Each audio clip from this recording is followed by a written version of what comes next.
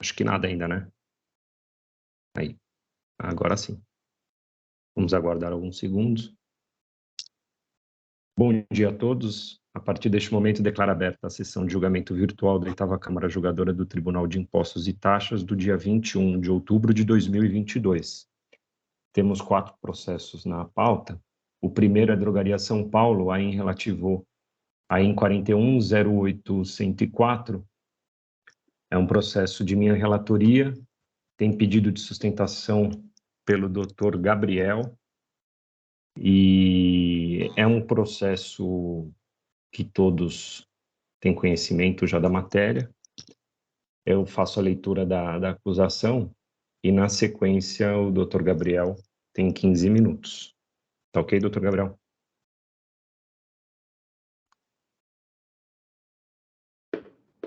Ok, bom dia a todos, Bom dia. presidente do RM e demais. Doutor, na verdade eu vou fazer apenas um acompanhamento nesse caso, não seria sustentação Perfeito. oral. Entendi. Perfeito. Então, a acusação é de crédito indevido, de ICMS decorrente de lançamento na GIA, originados de decisão transitada em julgado que afastou a incidência do ICMS sobre encargos de financiamento e taxa de administração relativos aos pagamentos com cartões de crédito e débito. Todos sabem o meu posicionamento quanto a essa matéria, esse caso. Meu voto é pela improcedência do trabalho fiscal. E esse processo é um processo que já passou pela 8ª Câmara Julgadora, é um recurso ordinário que já foi julgado pela 8ª Câmara na composição anterior. Em especial, subiu para colém da Câmara Superior, e a Superior anulou a decisão porque o voto condutor, que era meu, havia sido um voto de preferência, e a Superior entendeu que houve falta de motivação, fundamentação na decisão que deu provimento ao recurso ordinário. Então, o processo retornou, novo julgamento em relação ao recurso ordinário, e eu mantendo o meu posicionamento, claro que aqui não sendo um voto de preferência, mas um voto de relatoria, né? Com mais argumentos, com abordagem mais completa. Então, seguindo o posicionamento que eu tenho adotado em outros casos, desde o início, desde o primeiro caso da Drogaria São Paulo, nesta matéria, eu proponho o cancelamento do AIN, sabendo da divergência quanto aos meus pares aqui da 8ª Câmara Julgadora. Então,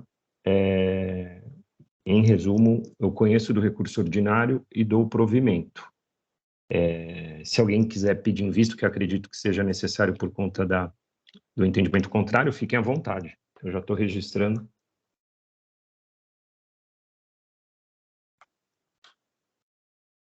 Doutor Ramon, sei que temos posicionamentos aí mais próximos, não é? O doutor pretende pedir vista ou eu peço? Como é que você quer que eu peça a vista desse ou você vai pedir? Hã? Vou pedir. Você vai pedir? Tá bom. Então, se o doutor Ramon vai levar, doutor Samuel, então eu não vou pedir vista desse, Perfeito. tá bom? Tá bom.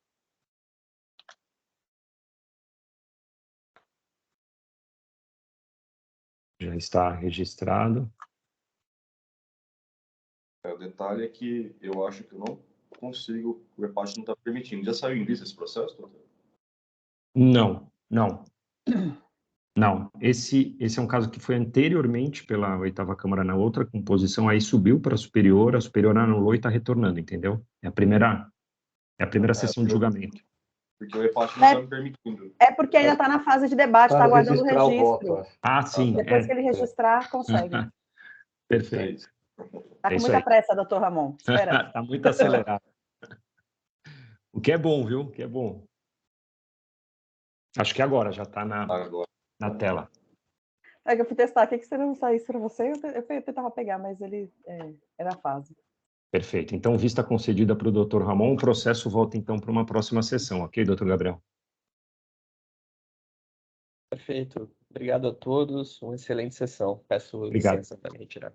Obrigado, bom dia. Então, encerrando o julgamento do AIN 41.08.104, Drogaria São Paulo S.A.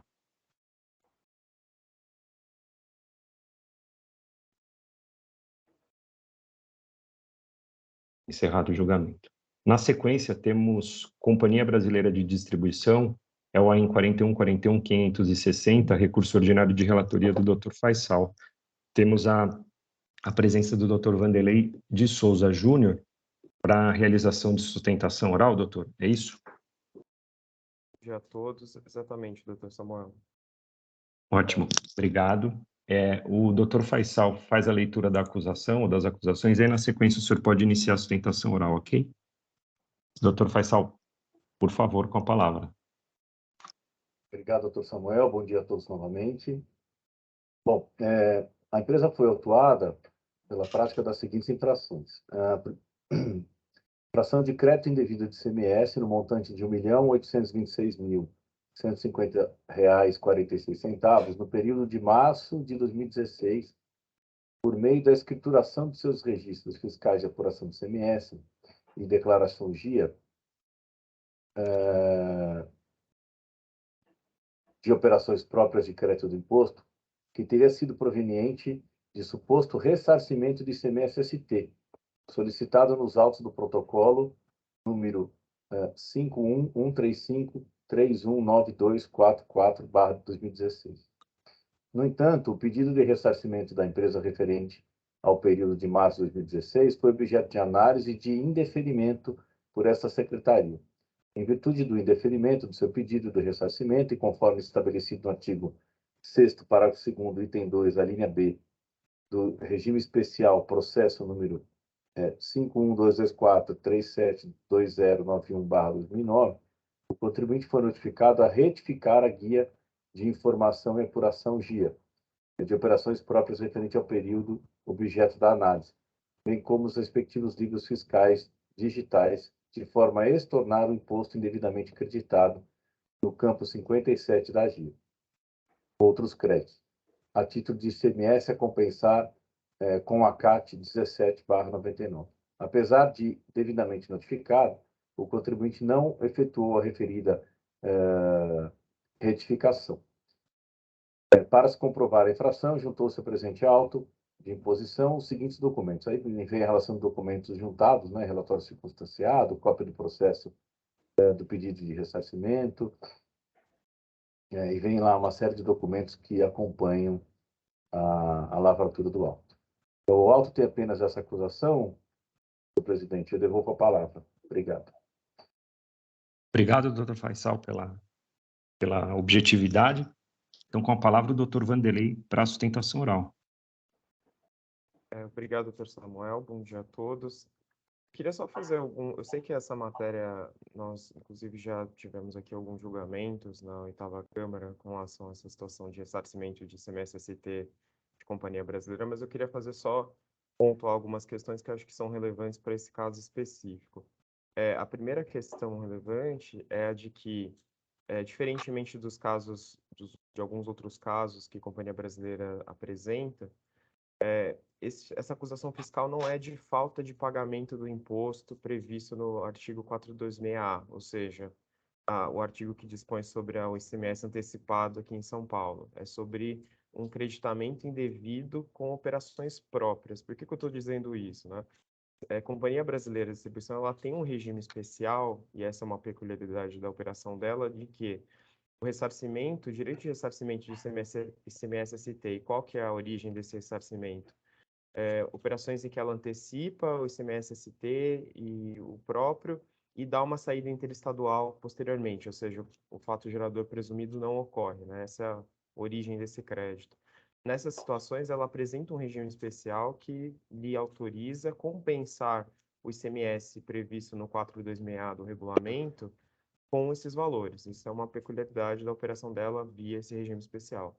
E, geralmente, as acusações e os autos que são discutidos aqui no TITI são de compensação desse ICMS antecipado, né? E aí as acusações são até formuladas como falta de pagamento do ICMS antecipado, uma vez que foi utilizado um crédito de ressarcimento considerado como indevido.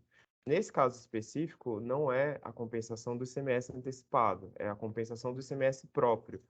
Por isso, nem dependeria do regime especial, porque isso é uma decorrência do próprio regime de ressarcimento, ou seja, o direito de ressarcimento eu posso lançar na minha escrita e posso compensar com o meu ICMS próprio. E o regime dá, e o que seria diferente e o que é o objeto do regime especial, é a possibilidade de compensação com o ICMS antecipado. Eu só estou fazendo essa distinção, que é uma peculiaridade específica desse caso, e até por isso a acusação é de crédito indevido e não de falta de pagamento nos termos do 426A. Esse ponto é relevante e se coloca, uma vez que, quando se trata da origem da crédito, a autoridade fiscal ela vai um pouco na linha desses outros autos de infração e fica ali muito presa à avaliação do direito de ressarcimento, sem considerar que esse lançamento tinha uma outra origem. E é o que, desde a defesa administrativa, buscou-se demonstrar, ou seja, a origem desse crédito lançado não é um modelo, modelo 3, arquivos apresentados pela empresa. Não é o arquivo que foi avaliado no pedido de ressarcimento, que é o arquivo de abril e junho de 2015. Seriam outros créditos decorrentes do quê? E aqui eu vou abrir uma nova explanação, que é a de que a CAT 17 ela apresentava um erro de metodologia de cálculo até 2015. Isso foi ajustado por meio de outra portaria 128 de 2015. E esse erro de metodologia, ele fazia com que a CBD recebesse um valor inferior do que de fato ela fazia jus. E isso esse fato ele é constatado pela própria Secretaria de Fazenda em resposta à consulta que foi apresentada nos autos. Então, o que buscou se demonstrar desde a defesa administrativa é o crédito que foi lançado para compensação com ICMS próprio neste auto específico, ele não tem origem no direito de ressarcimento com base nos arquivos modelo 1, modelo 3 que foram avaliados no pedido de ressarcimento. O que ele tem origem é nessa falha de metodologia da portaria CAT, que é reconhecida em solução de consulta pela próprio fisco. Inclusive, desde a defesa administrativa, buscou-se apresentar uma memória de cálculo indicando as operações que compuseram o lançamento que foi compensado com ICMS próprio. Então, sempre que, desde a defesa administrativa, buscou-se fazer essa delimitação, qual seja, não está aqui tomando por base o direito de ressarcimento em si que foi avaliado no pedido de ressarcimento. O que se está se discutindo é uma decorrência da falha da metodologia da portaria CAT, reconhecida pela própria Cefaz e cuja memória de cálculo foi apresentada também na defesa. Então, o que se busca e que não foi de fato avaliado em profundidade foi esses créditos decorrentes dessa falha de metodologia.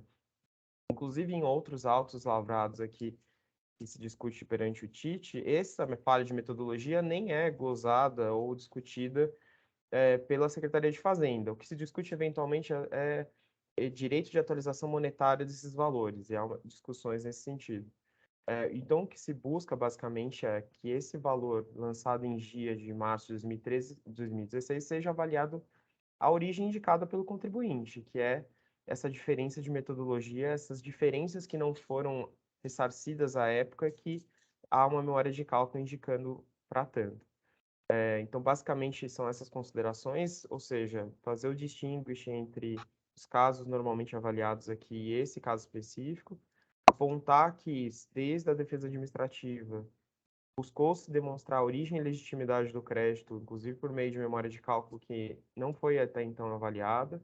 Então, há um pedido inicial até de uma eventual conversão de diligência para que se avalie se esse crédito indicado pela companhia é um crédito que tem base ou não tem base, inclusive para que se possa avaliar a sua integralidade ou se é um valor suficiente para as compensações que foram realizadas na GIA de março de 2016. Então, basicamente, são essas as razões do recurso ordinário. Há um pedido de nulidade da decisão de primeira instância por não avaliar com profundidade a questão dessa outra origem, mas também há um pedido de reforma com base nessas razões. Agradeço a palavra. Obrigado, doutor Faisal e Samuel. Obrigado, doutor Vanderlei. Doutor Faisal, tem algum pedido de esclarecimento, alguma dúvida? Sim, doutor Samuel. Bom, em primeiro lugar, doutor Vanderlei, parabéns pela sustentação oral.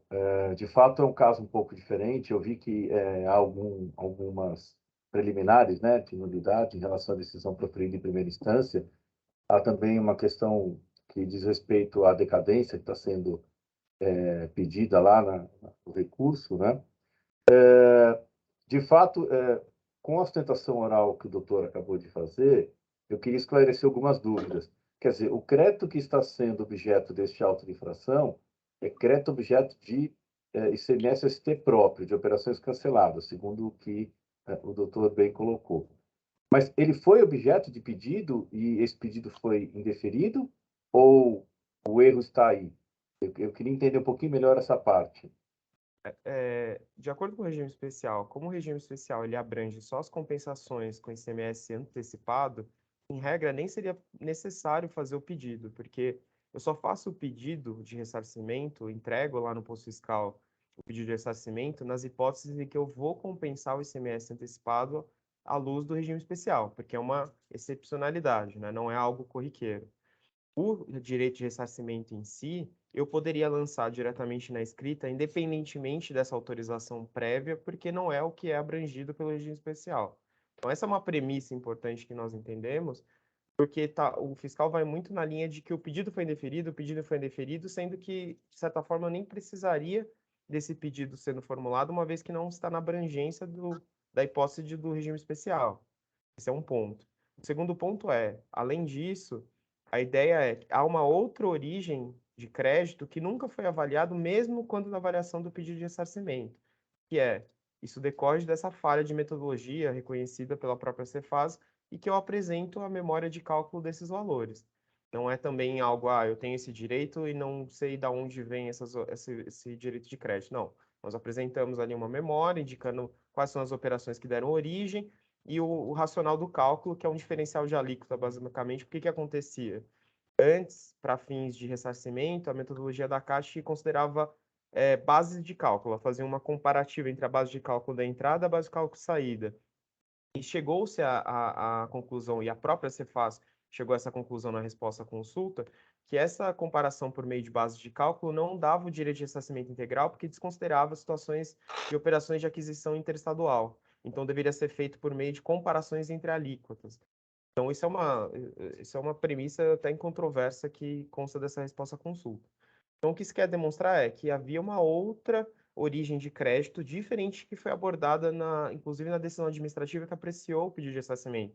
E essa decisão administrativa que aprecia o pedido de ressarcimento, ela vai se pautar em, o modelo 1 está divergente, o modelo 3 está divergente, inclusive de outros períodos. Ela indica o período avaliado de abril e junho de 2015. O que nós estamos indicando que a origem de crédito é novembro, dezembro e janeiro de 2016, e que tem origem nessa falha de metodologia da Caixa. Então, assim, o pedido de nulidade tem um pouco a ver com isso, para demonstrar que há uma outra origem que não está sendo considerada e que o contribuinte está falando, a origem do meu crédito é essa origem, eu tenho aqui a memória de cálculo. Você pode, pelo menos, avaliar esse direito de crédito, se ele é ou não consistente, porque até isso é um subsídio importante para os jogadores para avaliar se esse crédito existe ou não, ou se é um crédito que o contribuinte meramente trouxe.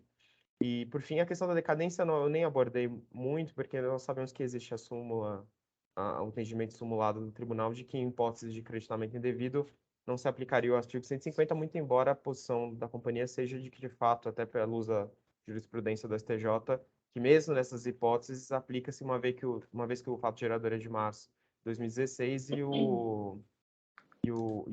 a notificação se deu em abril de 2021, né? Então, só para esclarecer por que a decadência não foi abordada, porque eu sei que é essa posição consolidada. Entendi, obrigado, doutor Vanderlei. Doutora Luciana, acho que pediu a palavra, doutor Samuel.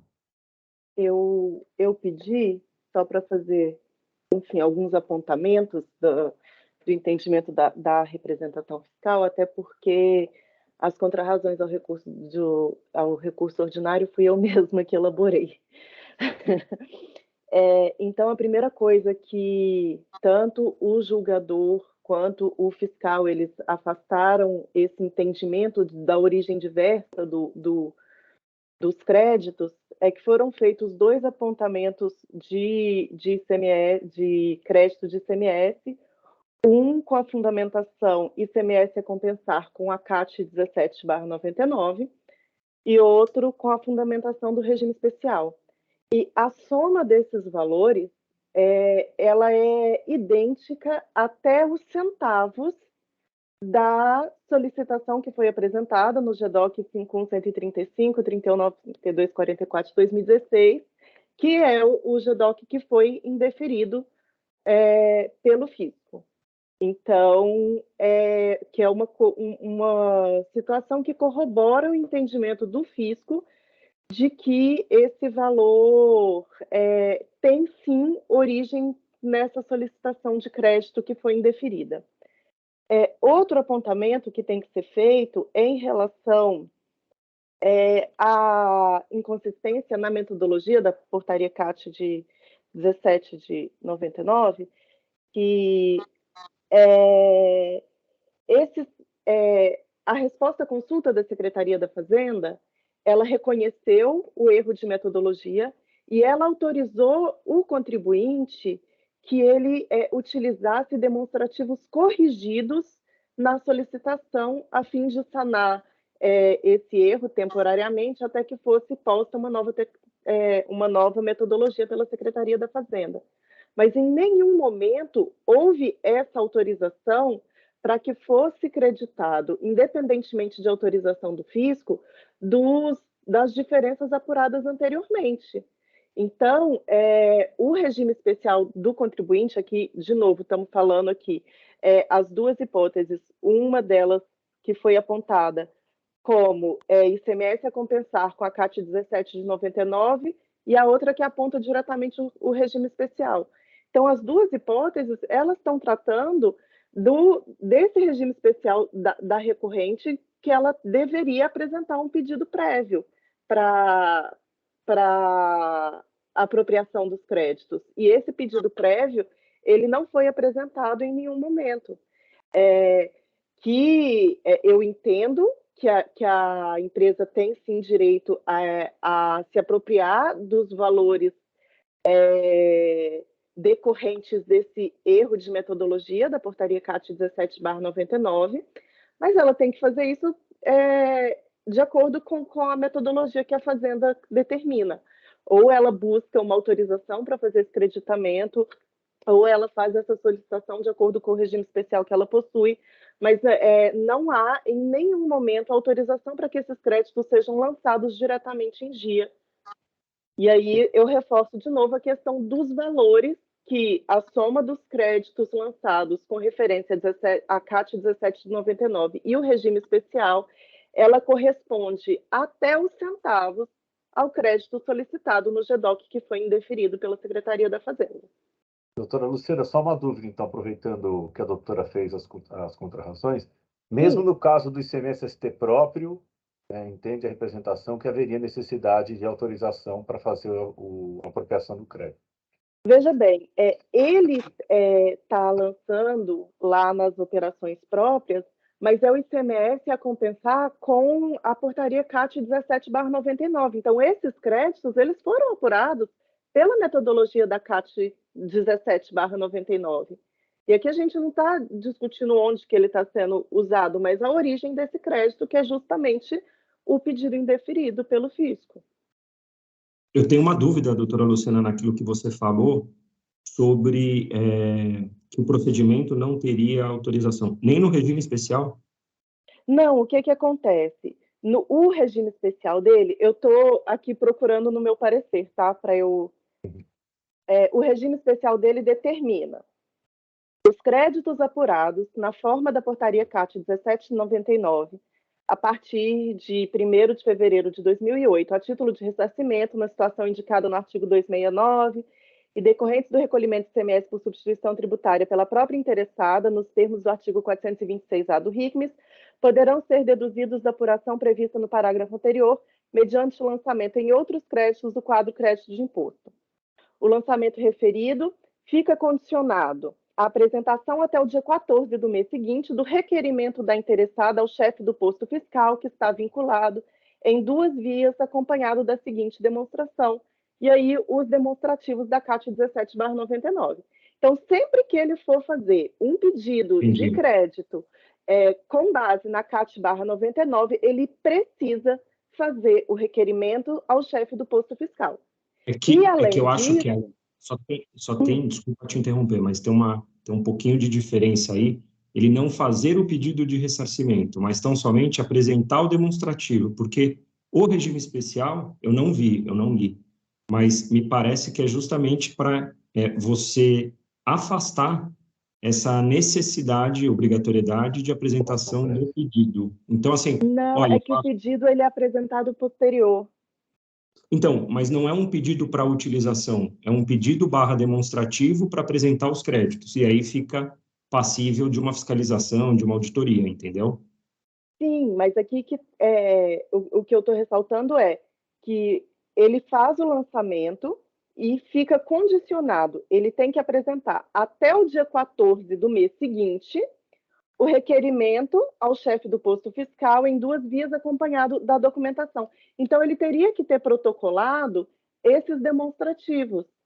E se a alegação é que esses demonstrativos não estão vinculados ao GDOC que foi indeferido, em qual GDOC que esses demonstrativos estão vinculados? Entendi. Em qual GDOC esses demonstrativos foram apresentados? Em nenhum momento a recorrente trouxe quando é que foi apresentado ao fisco esse demonstrativo. Entendi. E aí, o que eu trouxe em relação à resposta da consulta é que a resposta à consulta, a Fazenda autorizou a utilização de demonstrativos com valor de base de cálculo efetiva de entrada ajustada, determinou qual que seria a fórmula do ajuste para ele utilizar, para poder se apropriar desses créditos. Mas não houve autorização, mesmo porque, pelo que eu entendi, né, a consulta à Secretaria da Fazenda não é nem forma para isso, mas não houve autorização para apropriação de créditos anteriores.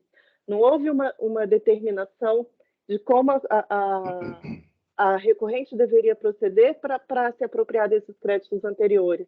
E sim, ela tem direito, mas não é simplesmente lançar na GIA sem qualquer informação do fisco, sem qualquer... Desculpa interromper, Luciana, mas eu acho que aqui cabe um parêntese também, que eu entendo que esses créditos anteriores sequer estariam incluídos no regime especial, porque o regime especial, ele é como se fosse, se a gente fizer um paralelo assim com um regime de importação, é como se fosse um fast track. Ele vai trazendo, vai se acreditando, e aí depois ele vai apresentando a documentação. O regime especial é para isso, ele não precisa protocolar, esperar ser deferido para depois se acreditar. Ele se acredita e apresenta o cálculo, se acredita e apresenta o cálculo. Esta situação da alteração da portaria CAT não é crédito do mês a mês, é uma apropriação temporânea relativa a diferenças de crédito. No meu entender, este tipo de apropriação sequer cabe à alegação de que possuía regime especial, porque este tipo de apropriação não está incluída no benefício do regime especial. Então, para essa apropriação, ele teria que seguir o rito ordinário, que é, primeiro protocola, espera ser deferido, para então se acreditar. Mas isso eu estou falando aqui sem ter pego o processo para olhar, né? Como o doutor Faisal veio ouvir a sustentação oral, eu vou aguardar ver a análise que ele fará para depois levar. Mas o que eu entendo desse processo, aqui olhando, ouvindo a sustentação oral, e aí eu aproveitei enquanto estava conversando para olhar o processo com o que deu para olhar aqui, o meu sentimento é de que estes créditos não cabem dentro deste regime especial. Perfeito. Eu posso só fazer uma Eu acho que o doutor Vanderlei tinha pedido a palavra, doutor Samuel. Sim. Pode falar, doutor. Quando nós lemos o artigo 1º do regime especial, e aí é importante, essa delimitação que eu tentei fazer, acho que talvez não tenha sido clara, peço desculpas. O regime especial ele foi otorgado por uma hipótese muito específica, que é para compensação só do antecipado. Ele não trata da hipótese do próprio.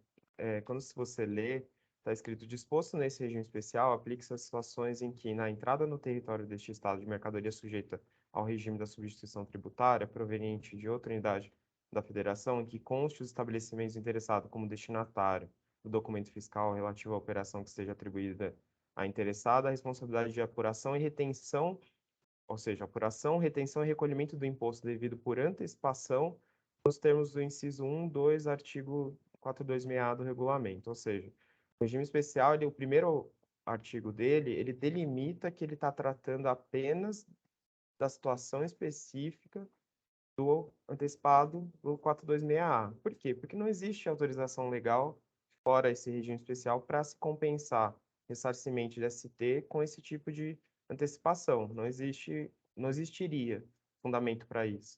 Então, a leitura que a doutora Luciana fez de que é necessária a entrega, o posto fiscal, do pedido, é o segundo artigo que faz referência a esse primeiro, que está tratando do antecipado.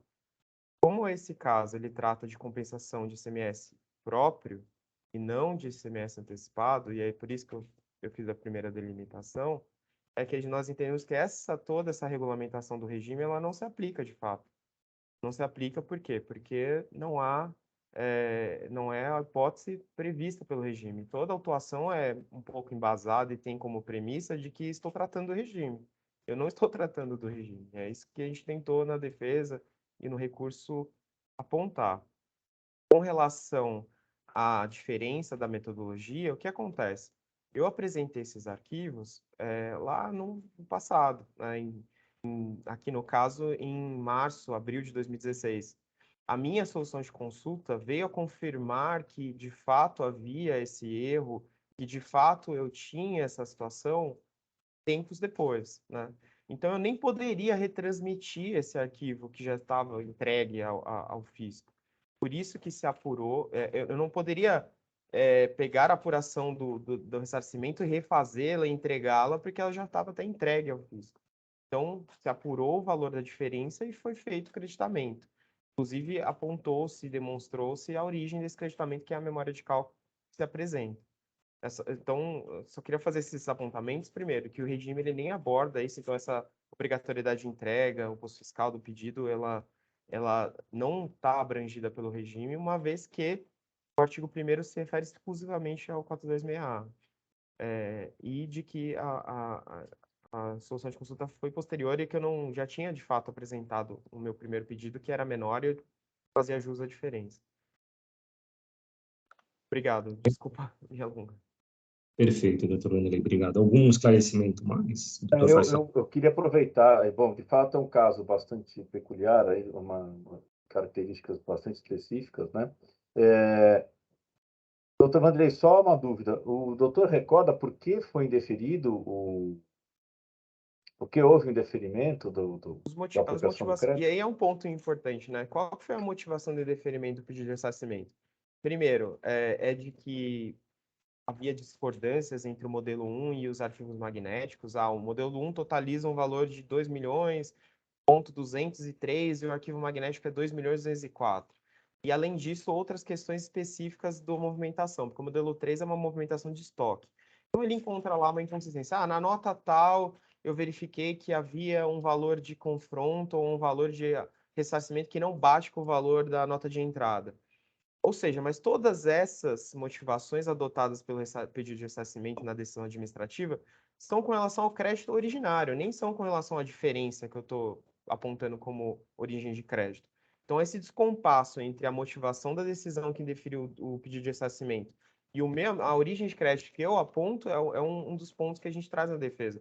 Eu nem tenho como aproveitar a decisão administrativa que analisou meu pedido de ressarcimento se ela analisou o meu pedido originário, que nem estava o valor que eu pedi a título de complemento, porque naquele momento que eu fiz o pedido originário, eu nem sabia que eu tinha um valor, quer dizer, eu sabia que tinha um problema ali na Caixa, mas eu não tinha uma confirmação pela Cefaz de que eu fazia jus de fato e que havia um erro, né? Porque a gente pressupõe que a norma, a portaria, ela está correta, até o momento que eu tenho uma posição do fisco dizendo, não, está incorreto o cálculo, me desculpe, tem uma diferença que você tem a ver de fato porque a metodologia de cálculo está incorreta. E foi o que a Fazenda fez ao responder a minha consulta.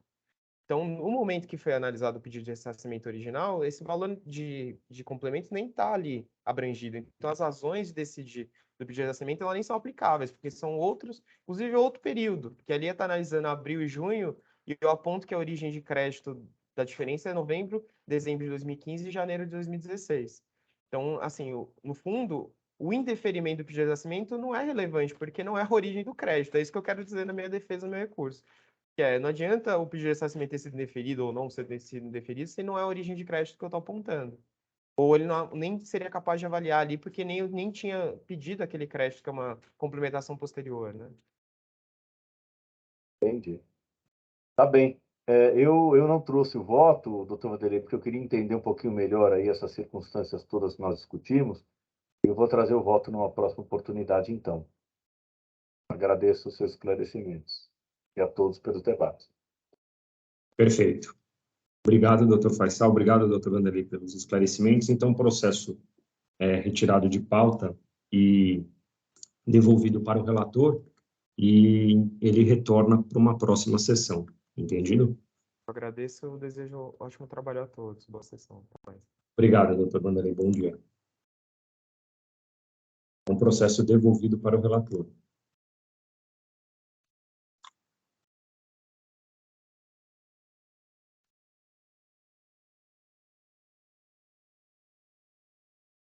Na sequência, temos...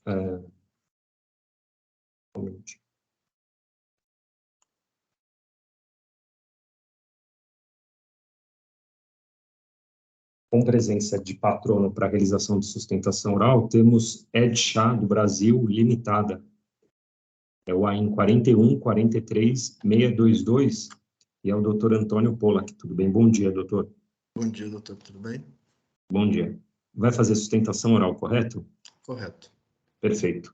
O recurso ordinário de relatoria do doutor Ramon faz a leitura da acusação, das acusações, e, na sequência, o senhor tem 15 minutos para a sustentação oral. Perfeito? Doutor Ramon. Agradeço. Obrigado. Doutor Ramon, com a palavra. Obrigado. Doutor Samuel, colegas, doutor Antônio, vou pedir, gentileza, um minutinho só para eu ir ao banheiro, por favor. Obrigado.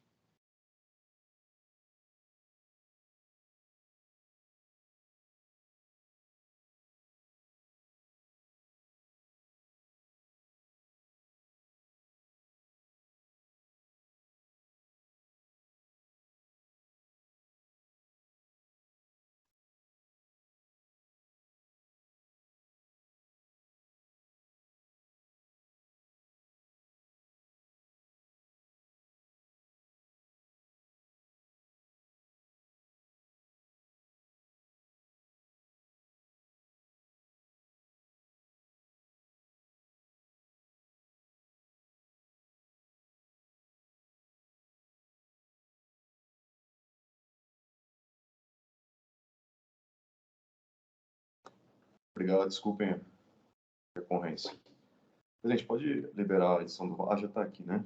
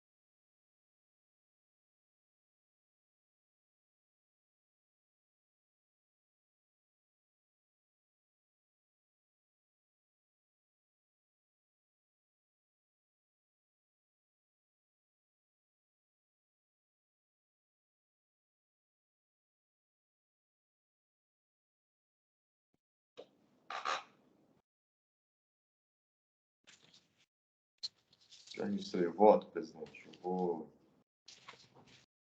ler as acusações. Basicamente, o contribuinte está sendo acusado por escrituração indevida de crédito decorrente de ativos imobilizados, por não escrituração, mensu EFD, do SIAP. As duas acusações se referem a isso em períodos diferentes. No item 2, foi acreditado diretamente em outros créditos, sem as respectivas emissão da nota fiscal, também exigida pela legislação, e também no SIAP, inclusive. A acusação é essa, presidente. O doutor Antônio pode ficar à vontade. Perfeito, doutor Ramon. Obrigado. Doutor Antônio, com a palavra. Eméritos jogadores, ilustre representante da Fazenda, bom dia. No caso em tela, a recorrente ela apresentou livro de controle de créditos com indicação da origem e validade confeccionado nos estritos termos da legislação de regência, o ajuste CNF 03 de 2001, dotado dos requisitos da portaria CAT 41 de 2003, inclusive reconhecidos lá em sede de fiscalização quando da confecção da lavratura. Note-se que referido demonstrativo ele não foi validado pela autoridade responsável pelo lançamento, que apegou-se tão somente ao critério de formalismo, alegando que o não preenchimento do FD macularia qualquer pretensão de creditamento conforme realizado, justificando a lavratura. Lá, a autoridade... Peço desculpas. A portaria CAT 25 de 2001, no entendimento da recorrente, ela não condiciona a validação dos créditos ao preenchimento do SIAP eletrônico do bloco G, e ela expressamente autorizaria que o SIAP poderia ser substituído por um livro que contivesse, no mínimo, as mesmas informações. E, nesse caso, defende a recorrente que ela apresentou o demonstrativo que não foi validado, novamente, que continha um número, código de acesso, data, valores do ICMS destacado nas notas fiscais e lançamento e o valor das notas fiscais de lançamento de crédito, de imposto, em razão da cópia e da razão da compra dos bens para ativo, CFOP 1604, e a comprovação para comprovação do creditamento, bem como o valor que foi apropriado. Assim, a gente defende a recorrente que a glosa de crédito, quando muito, deveria ser readequado para a penalidade de erro de preenchimento de FD, conforme previsto na linha P do inciso 5 do artigo 85 do Regulamento do ICMS do Estado de São Paulo.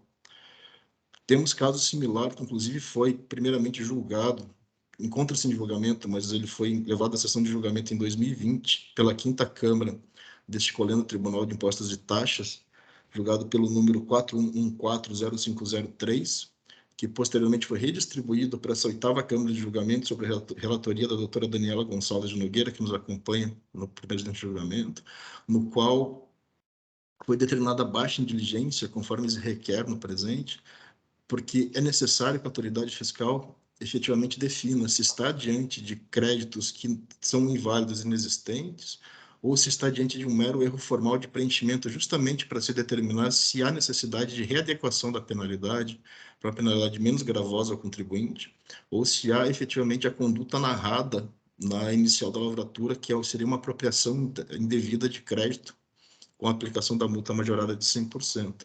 Até adianto a vossas excelências que o resultado da diligência nesse processo que eu acabo de lhes referenciar restou favorável aos interesses do contribuinte, uma vez que o demonstrativo restou validado pela autoridade de lançamento. Então, não há dúvida de que o demonstrativo apresentado ele serve a justificar o creditamento amparado e que se está diante de um mero erro formal de preenchimento de obrigação acessória.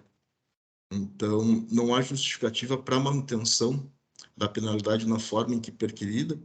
Então, pugno-se muito respeitosamente a vossas excelências que seja novamente adotada a solução similar para a presente lavratura, que seja determinada a baixa diligência do presente feito para justamente validar-se o demonstrativo apresentado, uma vez que amparado conforme apresentado em sede de fiscalização por todas as notas fiscais de aquisição dos bens para o ativo imobilizado, que servem a demonstrar a idoneidade do creditamento que foi realizado. Agradeço pela atenção e, como prometido, foi breve a minha explanação. Um bom dia e um bom trabalho. Obrigado, doutor Antônio, pela brevidade. Algum esclarecimento ou podemos ir ao voto, doutor Ramon? Presidente, o doutor Antônio foi bem sucinto e conseguiu esclarecer todos os pontos do auto de infração, por isso até vou deixar de ler os seus pontos lançados no recurso especificamente. Me sinto confortável para passar para o voto. Perfeito. O item 13 da decisão, cumpre observar preliminarmente que da análise dos autos é possível inferir que foram respeitados o princípio da defesa do contraditório e do devido processo legal na medida em que, no decorrer das práticas dos procedimentos, ao autuado foi concedido prazo para se manifestar em todos os momentos previstos em lei, em respeito aos princípios constitucionais e administrativos, bem como a Lei Complementar 939. A leitura do relato da infração constante do AIN, ora guerreado, permite compreender com exatidão a infração cometida, o motivo da prática do ilícito e a consequência desse ato. Assim, constata-se o cumprimento dos pressupostos constantes no artigo 142. Antes do deslinde do caso, é preciso diferenciar as hipóteses de crédito decorrentes da sistemática da não cumulatividade, créditos físicos, constitucionalmente garantidos, dos créditos decorrentes das hipóteses legais previstas na Lei Complementar 87/96.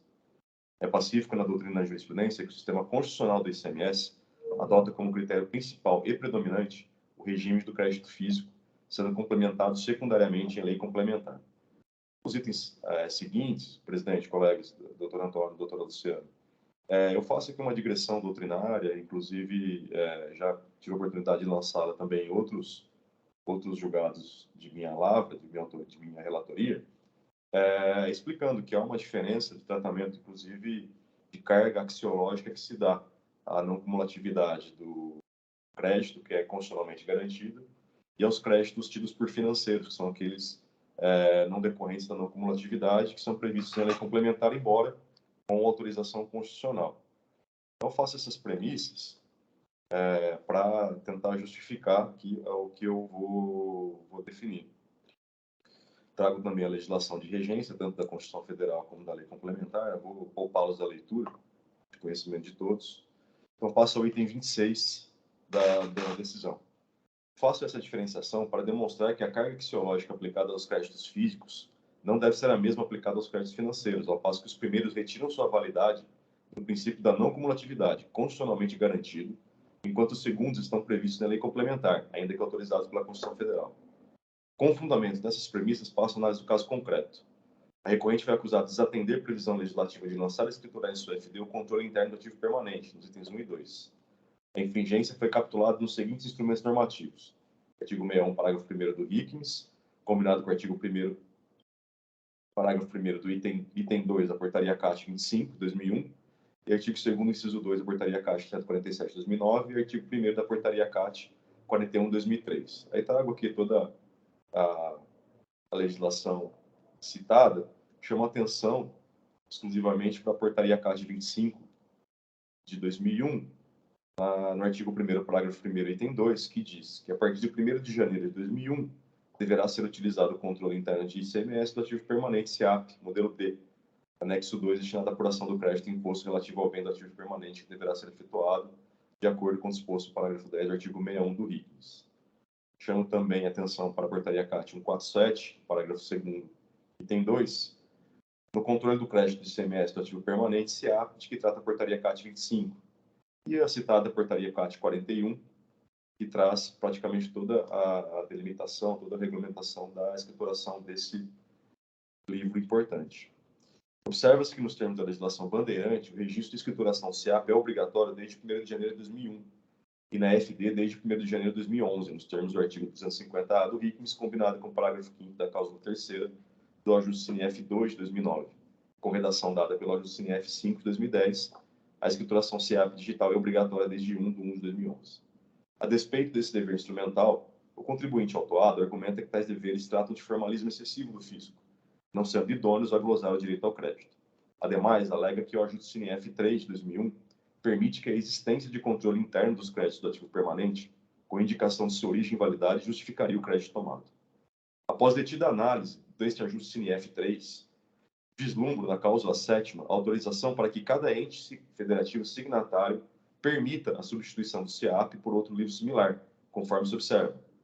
Cláusula 7ª. Será permitida, relativamente à escrituração do SEAP, a utilização do sistema eletrônico de processamento de dados, a manutenção dos dados em meio magnético ou a substituição, a critério de cada unidade federada, por livro ou similar que contenha, no mínimo, os dados do documento. Observe que a norma da cláusula 7ª é a norma autorizativa, no modal permitido, destinada exclusivamente aos entes estatais signatários e não aos contribuintes. Nesse sentido, entendo que referida norma não socorre a interpretação do contribuinte autuado, na medida em que a legislação bandeirante é taxativa sobre a obrigatoriedade da escrituração do SEAP na FD dos contribuintes paulistas, como condição da tomada do crédito sobre a aquisição de ativos permanentes. Continua o recorrente argumentando que a portaria CAST 41/2003, que disciplina o lançamento do crédito fiscal decorrente da aquisição de bens do ativo permanente, revogou o parágrafo 2º do artigo 5º da portaria CAT 25/2001, que disciplina a apropriação do crédito do imposto relativo à aquisição de bens destinados a ativo permanente e institui o SEAP. De fato, a norma revogatória expressa no artigo 2º da portaria CAT 41, quanto ao artigo 5º, parágrafo 2º da portaria 25/2001. Todavia, a revogação da norma do parágrafo 2º do artigo 5º da portaria CAT 25 pela portaria CAT 41 não dispensa o contribuinte paulista do dever de escriturar o SEAP para fim de apropriação do crédito do ativo permanente, conforme se extrai na exegese do artigo 1º da própria portaria CAT 2003, que trata das obrigações de 1. Emitir nota fiscal modelo 1A, 1 ou 1A, né, no controle de crédito de CMS ativo permanente modelo D do SEAP. Item 2, manter no bloco de notas todas as vias de nota fiscal. Item 3, lançar a nota fiscal de que trata o inciso 1 no livro de registro de entradas. Observo, por conseguinte, que havia a obrigação do contribuinte em atender os deveres instrumentais como condição sine qua non para a apropriação dos créditos financeiros sobre a aquisição de ativo imobilizado. A fiscalização sintetiza bem as obrigações de suas respectivas normas em sede de relatos circunstanciados, folhas 9 e 10, conforme se observa.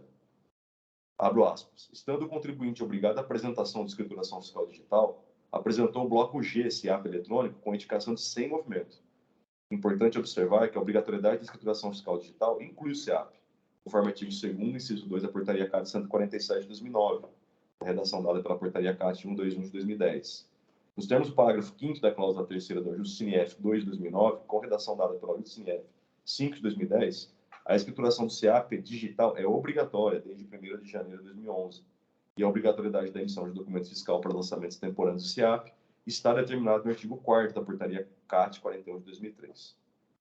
Fecho aspas. Portanto, ainda que o contribuinte mantenha controle interno de apropriação de crédito do ativo mobilizado, tal não supra o dever instrumental de escriturar em sua FD o SEAP, com as informações pertinentes exigidas pela legislação bandeirante. Os deveres instrumentais da legislação não podem ser enxergados como mero formalismo ou capricho do legislador, notadamente em hipótese em que permite unilateralmente que o contribuinte tome créditos financeiros do ICMS, os quais demandam fiscalização mais apurada do fisco em momento posterior. São, nesse sentido, os precedentes desse egrégio tribunal. Aí trago aqui, doutora Daniela, doutor Faisal, bem vão lembrar daquele processo físico da doutora Isabel, relatora da doutora Isabel da 10ª Câmara, em que ela, em uma autuação bem parecida ou quase idêntica, reconhece o acerto da fiscalização e não permitir o crédito quando não é realizado o registro do SEAP na EFD. Trago também isso da 10ª Câmara, né, julgado em 2021. Trago também um outro precedente, dessa vez da 2ª Câmara julgadora, da doutora Maria Alice Formigones Morlarski, julgada agora recentemente em maio de 2022, por decisão unânime, que também reconhece o acerto da glosa dos créditos de ativo imobilizado quando não feita a escrituração correta da EFD, especificamente pelo SEAP. Vou poupá-los da leitura, que está lançado no voto. Passo para o item 44 do julgado. Igualmente, não socorre o contribuinte o argumento de que deveria ter sido penalizado pela inobservância de deveres instrumentais apenas, na medida em que esta inobservância impossibilita a fiscalização dos próprios créditos, motivo pelo qual constam de legislação como imprescindíveis. No que se refere ao pedido de afastamento ou redução da multa com fundamentos no efeito confiscatório e razoabilidade, esta matéria não pode ser analisada em sede de processo administrativo, por redação expressa da própria legislação estadual, não tendo sido apresentada a base legal para afastamento ou redução pretendida. Quanto à incidência dos juros moratórios sobre a multa, de fato, não há óbvia incidência de juros de mora sobre a multa, considerando o fato gerador, na medida em que os juros de mora têm como função a remuneração do capital, e está previsto no artigo 85, parágrafo 9º, além dos artigos 527, parágrafo 9º e 565, parágrafo 4º do RIGS. Sem prejuízo, a matéria já se encontra sumulada, a saber, súmula do TIT número 3 de 2018, que reconhece que a legítima autorização do valor básico da multa nos termos do parágrafo 9º do artigo 85, sendo obrigatória a sua adoção pelos órgãos de julgamento administrativo nos termos do artigo 52 da Lei 13.457. Todavia, em decorrência dos fatos se referirem a período posterior à Lei 16.497, de 18/7/2017, a taxa de juros e de atualização dos valores básicos da multa aplicada é aquela prevista no artigo 96 da Lei 6.374/89, ou seja, a taxa Selic, motivo pelo qual julgo igualmente correta a acusação também neste ponto. Por fim, quanto ao pedido de redução e relevação da multa, na medida em que o crédito indevido implicou em falta de pagamento do imposto, conforme os dias apresentados, restou desatendido o critério objetivo para a concessão desta benesse, sem prejuízo de fato, conforme bem apontado pela adulta representação fiscal, o contribuinte ser reincidente específico nesta acusação, ter contra si outras bens lavrados, ser empresa de grande porte econômico e ter embaraçado a fiscalização pela ausência do lançamento próprio para controle de créditos oriundos e ativo permanente. Na parte dispositiva, à vista do exposto, eu conheço do recurso ordinário, nego o provimento, mantendo a decisão de primeira instância que julgou procedente a acusação do AIN 443-6222, de 8/6/2021. Então, com meu voto, presidente, colegas, devolvo a palavra ao presidente. Obrigado, doutor Ramon. Parabenizo pelo voto. Entendido. Eu tenho apenas uma informação de destaque.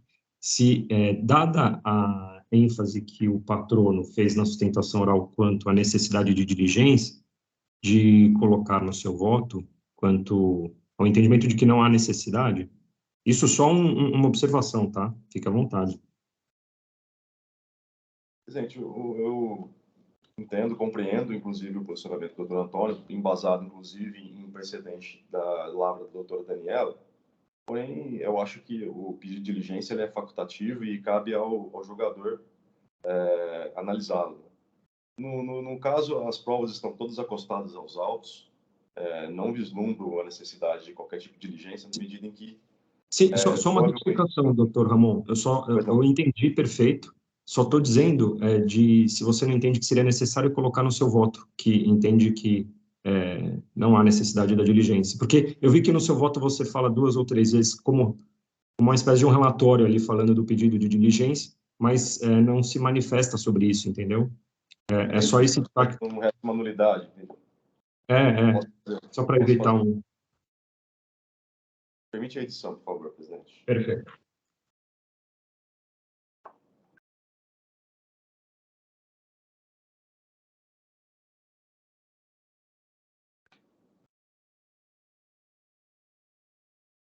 Já habilitei. E aí a gente avança na discussão aqui no debate.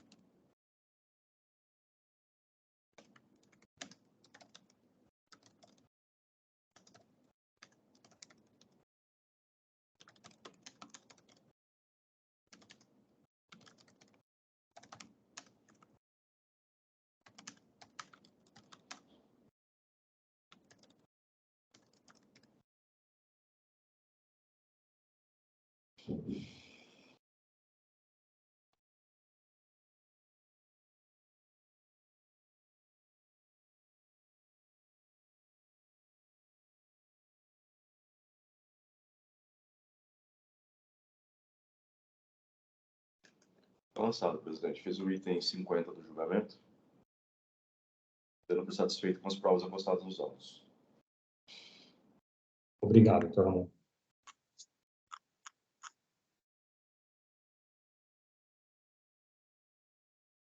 Perfeito. Bem, eu já estou pronto para votar, vou acompanhar o doutor Ramon. Entendo também que a questão do SIAP ela é de extrema importância e necessidade para fins de aproveitamento do crédito, justamente pelas peculiaridades do lançamento, do aproveitamento de valores relativos à aquisição de bens, né? Não é tão somente o lançamento de um valor, ou, como no caso de crédito por utilização no processo produtivo, o SIAP ele tem peculiaridades, a questão de aproveitamento das parcelas, a apuração dos valores de cada parcelas. Então, eu entendo que o preenchimento desse controle, desse livro, é de extrema importância. Então, o que dificulta, né, a análise do fisco, essa ausência desse livro, entendo, portanto, então, que é de extrema importância e necessidade seu preenchimento. Então, vou acompanhar o doutor Ramon. Doutora Daniela e doutor Faisal, fiquem à vontade. Doutora Luciana também. Obrigado, doutor Samuel. Parabéns, doutor Ramon, pelo voto, doutor Antônio pela sustentação oral. Como o doutor Ramon bem lembrou, eu já acompanhei a doutora Isabel, a doutora Rose, com um caso semelhante, e vou acompanhá-la, mas também nesse caso aqui. Parabéns, doutor Ramon. Bom, eu também, a exemplo dos colegas, acompanho o doutor Ramon no posicionamento, parabenizo o patrono pela sustentação oral, pela defesa do seu cliente, e pelo recurso bem apresentado. No entanto, concordo com o doutor Ramon que a questão da diligência, ela é uma questão que varia processo a processo e é uma decisão tomada conforme as provas juntadas, caso a caso. E nesse caso aqui, me parece que não seria, que as provas estão todas nos autos, não seria necessário a realização da diligência. Acompanho o posicionamento do doutor Ramon. Parabéns pelo voto. Obrigado, doutor Faisal, doutora Daniela. Doutora Luciana, algum apontamento, algum esclarecimento? Podemos seguir? Pode seguir. Obrigado. Então, encerrando os debates.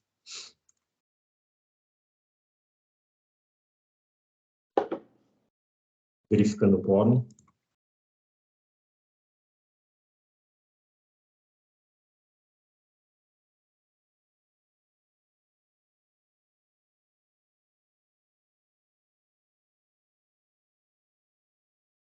Confirmar a presença.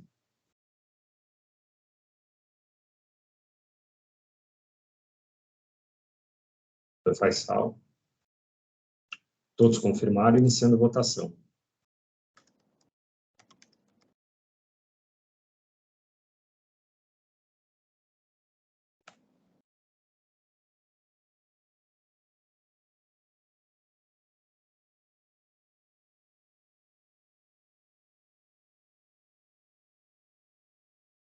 Todos votaram por unanimidade, já como mencionado, acompanhando o voto do relator, doutor Ramon, pelo conhecimento do recurso ordinário e seu não provimento. Então, doutor Antônio, o recurso ordinário foi conhecido e negado provimento nos termos do doutor Ramon, relator. Perfeito? Agradeço, uma boa sessão, doutores. Obrigado. Obrigado, doutor. Então, a partir deste momento, encerrando a votação e julgamento do AIN 41.43.622, Etixado Brasil Limitada. Julgamento encerrado.